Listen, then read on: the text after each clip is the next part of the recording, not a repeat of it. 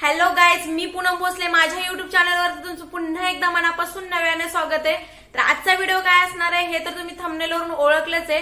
तर आज मी बनवणार आहे मस्त ढाबा टाइप फिश करी, ती पण मस्त गावरान झणझणीत पद्धतीने। तर आता मी रेसिपी बनवायला घेणार आहे आणि हा व्हिडिओ पूर्ण लास्ट पर्यंत बघा, पूर्ण रेसिपी बघा आणि लास्टला तुमच्या तोंडाला पाणी आल्याशिवाय राहणार नाही। तर हा व्हिडिओ लास्ट कंटिन्यू करा। चला तर फिश करी बनवायला घेऊया। हा 1 किलो चिलापी घेतलाय, चिलापी फिश। आणि हा एका लिंबू घ्यायचा, लिंबू चिरून मस्त ह्याच्यावरती पिळायचा आणि लिंबू लावून मस्त स्वच्छ धुवून घ्यायचा, जेणेकरून ह्या माशाचा अजिबात वास येत नाही। आता हे मच्छी मी स्वच्छ पाण्याने लिंबूने धुवून घेतलेत आणि आता मी मॅरिनेट करायला घेते। आता मी मॅरिनेट करण्यासाठी घेतली हळद 1 ते 1.5 चम्मच घ्यायची, जेणेकरून सगळ्या फिशला लागली पाहिजे अशी। तुमच्या अंदाजाने करून घ्या। यानंतर मी लाल मिरची पावडर घेतली थोडीशी, तुम्ही बघू शकता किती घेतले, कारण मी माझ्या अंदाजाने घेते। त्यानंतर थोडीशी फ्लेवरसाठी एव्हरेस्ट मसाला टाकलाय आणि हा टाकते मी फिश करी मसाला, त्याच्यामुळे भाजी खूप छान होते आणि मॅरिनेट पण खूप छान होतं। आणि आता मी टाकते चवीनुसार नमक जसं तुम्हाला पाहिजे तसं तुम्ही घेऊ शकता। आणि आता मी सगळं झालेलं आहे टाकून साहित्य, आता मी मॅरिनेट करून घेते। मस्त हे मटेरियल सगळ्याला फिशला लागलं पाहिजे आणि मगच आपण फ्राय करायला घ्यायचं हे मच्छी। आणि आता बघा मी कशी पूर्ण मसाला लावून घेते आणि पूर्ण मॅरिनेट झाल्याशिवाय, पूर्ण सगळा मसाला लागल्याशिवाय मॅरिनेट करायला अजिबात ठेवायचं नाही। हा मसाला पूर्ण माशाला लागेपर्यंत एक जीव हलवत राहायचं। आणि त्यानंतर मी थोडासा लिंबू विसरली होते, सॉरी गाईज।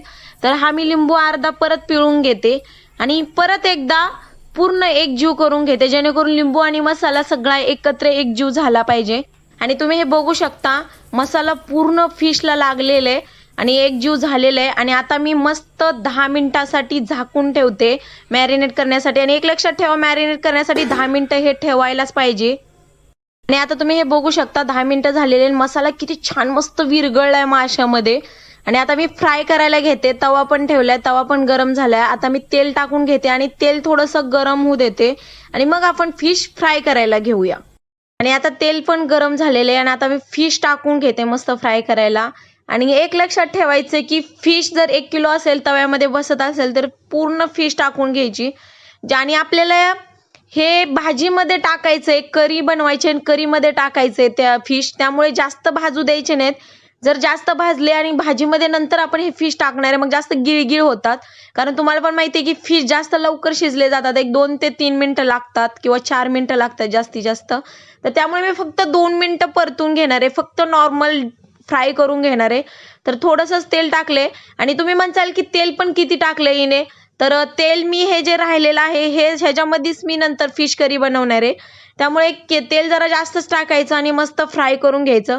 आणि हे 2 मिनिटं पण झालेले आहेत, तुम्ही बघू शकता फिश थोडेसे नॉर्मल कच्चे दिसतात, जराशे कच्चे झाले ना मगच हे करायचं। आणि हे बघू शकता ह्या फिशला एका की थोडंसं शिजल्यागत झाले आणि परतताना सुद्धा समजते आपल्याला की नॉर्मल शिजलेले आहे। चला आता 2 मिनिटं झालेले, फिश आरात कच्चे भाजलेले, जास्त मी भाजू नाही दिलेले, लगेच समजतं। कारण 2 मिनिटाच्या वर अजिबात फ्राय करायचे नाहीत, आपल्याला फिश करीमध्ये फिश टाकायचे एवढं लक्षात ठेवा। आता मी सगळे फिश एका प्लेटमध्ये काढून घेते आणि एकत्र सगळे मस्त काढून घ्यायचे फिश आणि नंतर आपण करी बनवायला घेऊया। आणि हे जे तेल राहिले हे वेस्टमध्ये तेल घालवायचं नाही अजिबात, हे परत तेल आपण फिश करीमध्ये वापरणार आहे, म्हणजे भाजी बनवण्यासाठी वापरणार आहे। तर चला हे सगळं काढून घेते आणि मग आपण करी बनवूया। चला तर आपण तोपर्यंत फिश करीला कोणतं मटेरियल लागणार आहे ते बघून घेऊया। हे मी 1 कांदा मस्त भाजून बारीक वाटून घेतलेला आहे, हे टोमॅटो पेस्ट घेतलेले आहे, त्यानंतर हे खोबरं आणि कोथिंबीर मस्त बारीक करून घेतलेले आहे, त्यानंतर हे आलं लसूणची पेस्ट घेतलेली आहे। जर तुम्ही घरी बनवायचं घरी बनवा, नाही तर विकत आणा, मी विकतची यूज केले। त्यानंतर हा घेतलाय फिश करी मसाला, त्यानंतर तो घेतलाय गावरान घरचा मसाला आणि हा एव्हरेस्ट मसाला।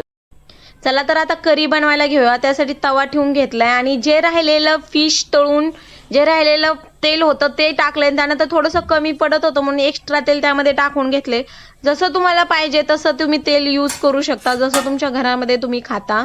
तेल गरम झालेलं आहे, आता मी मस्त आलं लसूणची पेस्ट टाकलेले, त्यानंतर मी हे टाकते कांदा जो बारीक केलेला होता आपण, त्याची पेस्ट टाकते। आणि हे बघू शकता तुम्ही तेल किती मी कडक तापवून घेतले, त्यामुळे चरका पण खूप छान बसतो.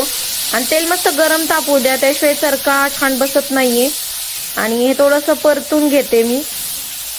आणि चांगलं जेव्हा जेव्हा आपण थोडी थोडी एक एक पेस्ट टाकतो ना, फर्स्ट टाइम मी आता कांदा कांदाची पेस्ट टाकले, त्यामुळे थोडंसं मी परतून घेते. लगेच दुसरं नेक्स्ट मटेरियल टाकू नका, जेणेकरून ते मस्त व्यवस्थित भाजत नाही. आता मी जे कांदा बारीक करून टाकलेलं होतं ते बघा किती मस्त भाजून झाले. आता मी टाकणार आहे टोमॅटोची पेस्ट जी मी बारीक केली होती. आता ह्यानंतर पण 1-2 ते 3 मिनिटं भाजून घ्यायचं आणि त्यानंतरच नेक्स्ट दुसरं मटेरियल टाकून घ्यायचं. लगेच दुसरं नेक्स्ट मटेरियल टाकायचं नाही, जेणेकरून ते भाजत नाही.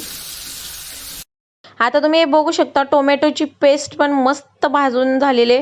टोमॅटोची पेस्ट कुठेच दिसत नाहीये, जेवढं टोमॅटो होतं तेवढं मस्त त्याची पेस्ट तेलामध्ये मिक्स होऊन भाजलेले. आणि ह्याच्यानंतर मी टाकते खोबरं आणि कोथिंबीर जे बारीक केलं होतं. आणि हे टाकल्यानंतर पण मी परतून घेते 2 मिनिटं. लगेच दुसरं मटेरियल कोणतंच टाकणार नाहीये, तर मी परतल्याशिवाय दुसरं मटेरियल कोणतंच टाकत नाही. आणि हे आता 2 मिनिटं झालेली आणि खोबरं पण मस्त भाजलेलं आहे ह्याच्यामध्ये. आणि आता ह्याच्यानंतर मी मसाला टाकून घेते. हे आहे फिश करी मसाला, हा आहे घरचा मसाला आणि हे लाल तिखट जे मी एकत्र सगळं मिक्स करते, जेणेकरून हा मसाला एकत्रच भाजला जाईल. आणि हा मी आता मस्त परतून घेते 1 ते 2 मिनिट, जास्त नाही, कारण हा मसाला लगेच जास्त खाली लागतो. तेल सगळं ओढून घेतं खोबरं वगैरे. त्यानंतर हे मी थोडंसं पाणी टाकले, मस्त चरका बसलाय आता. आणि हे मी थोडंसं पाणी टाकून ह्याच्यामध्येच थोडंसं 2 ते 3 मिनिटं अजून शिजवून घेणार आहे. तर तुम्ही बघू शकता 2 ते 3 मिनिटानंतर कशी भाजी दिसणार आहे. आणि हे आता मी शिजवून घेते आणि थोडंसं वेट करते 2 मिनिट. आणि हे तुम्ही बघू शकता 2 मिनिटांनी किती छान तडका बसून किती छान शिजलेले. आणि ह्याच्यानंतरच तुम्हाला जेवढं पाणी ॲड करायचं आहे तेवढं पाणी ॲड करून घ्यायचं. आणि हे मी पाणी ॲड करून घेते. आणि फिश करी बनवायची, त्यामुळे पातळ अजिबात बनवायची नाही, तेवढीच घट्ट अशी बनवायची. करी कशी असते तशी आपली हॉटेलची, ढाब्याची. तर आता हे तुम्ही बघू शकता. ह्याच्यानंतर मी थोडंसं अजून पाणी ॲड करणार आहे. आणि हा थिकनेस पण खूप छान आलेला आहे आता. आणि अजून 1 मिनिट उकळी येऊ देणार आहे, त्याच्यानंतर फिश टाकणार आहे. आणि 1 ते 1.5 मिनिटं झालेत, मस्त उकळी पण छान अशी फुटलेली आहे. आता मी जे फिश फ्राय केले होते ते फिश ह्याच्यामध्ये सगळे टाकून घेते. आणि एक लक्षात ठेवा की फिश ऑलरेडी आपण फ्राय केलेत 50%, थोडेसे नॉर्मल कच्चे आहेत. त्यामुळे उकळी जेव्हा भाजीला येईल तेव्हाच त्यानंतर फिश टाका, कारण अगोदरच टाकचाल तर ते फिश एकदम असे गिळगिळीत होऊन जातील आणि फिश पण असे खाऊ वाटणार नाही आणि भाजीमध्ये पण ते पूर्ण पीस तुकडे होऊन जातील. त्यामुळे एक लक्षात ठेवा की फिशला जेव्हा भाजीला उकळी येईल तेव्हाच ते फिश टाकून घ्या. हे तुम्ही बघू शकता की किती छान अशी तरी आली आणि किती छान असा कलर दिसतोय. तर तुम्ही म्हणसाल की यामध्ये फूड कलर टाकला की काय, पण मी काही सुद्धा फूड कलर कोणताच टाकला नाहीये. मी फक्त तुमच्या समोरच मसाले यूज केलेत, जो गावरान मसाला आणि लाल मिरची पावडर थोडीशी आणि एव्हरेस्ट फ्लेवरसाठी टाकलाय आणि ऑफकोर्स फिश करी मसाला टाकलाय. आणि हा सगळा कमाल फक्त आणि फक्त गावरान मसाल्यामुळे हा कलर आलेले, जो घरी बनवलेला आहे. आणि त्यामुळे हा कलर मस्त असा दिसतोय आणि टेस्टी पण खूप छान. आणि आता फिश टाकल्यानंतर पण 2 ते 3 मिनिटं मस्त उकळी येऊ द्यायची आणि त्यानंतरच गॅस बंद करायचा. आणि हे बघू शकता उकळी पण मस्त फुटलेली आणि मस्त भाजी अशी झालेली. आता मी वरून मस्त कोथिंबीर अशी टाकून घेते. तुम्ही पण मस्त चवीनुसार कोथिंबीर टाकून घ्या. आणि ही झालेली आपली भाजी तयार. आणि हे बघू शकता मस्त गावरान ढाब्या टाईप कशी झणझणीत रस्सा दिसतोय आणि टेस्टी पण तेवढाच खूप छान झालाय. मी एक शब्द देते तुम्हाला की अशी भाजी बनवल्यानंतर तुम्हाला चिकनचा रस्सा सुद्धा फिका दिसेल ह्याच्यासमोर आणि खूप आवडीने खाचाल. आणि ज्यांना फिश आवडत नाहीत, कधीतरी खातात, त्यांना तर खूप छान फिश अशी आवडेल. रस्सा पण खूप छान आहे, बाजरीच्या भाकरीसोबत तर खूप मस्त लागतो. एकदा तुम्ही नक्की ट्राय करा आणि जेव्हा ट्राय करचाल तेव्हा टेस्टी कशी झाली मला नक्की कमेंट बॉक्समध्ये कमेंट करायला विसरू